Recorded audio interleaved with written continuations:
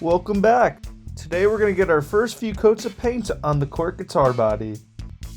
As you can see, Nick takes a Scotch-Brite pad and he's making a nice layer that the paint can adhere to a little better by making it a little rough. You make sure to get all sides of the guitar, every angle, so that the paint will stick nice and well. Next, Nick takes little denatured alcohol, puts it on the rag, and then wipes down the guitar, getting rid of any loose sand because we wouldn't want that on the final paint finish. We'll be using Rust-Oleum Automotive Primer to paint this first layer of prime.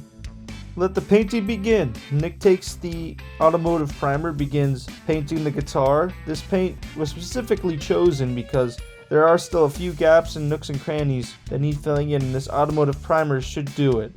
It will expand and fill in any gaps that are left in the guitar. You can see Nick's evenly spreading it out. We're going to do a ton of coats on this, so if you see any misses now, they're not going to be misses later. Nick makes sure to get both sides and the tops to make sure we have an even coat. Next, you see me taking a crack at painting the front. Take my time. I make sure to get right in those nooks and crannies, especially those cavities. Want to make sure there's paint there. And I take a little additional care on the tops to make sure there's paint up there. Make sure to get the sides, tops, top of the neck, and the bottom.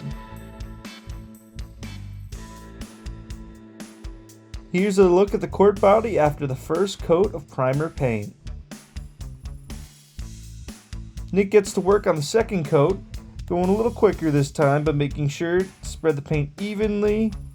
We're also making sure not to get any drips or any smudges to make sure it's easier for us and we don't have to sand it down later. We ended up putting about 8 coats of primer on this guitar, and here you see the final product. Tune in next week to see us continue painting the Cort.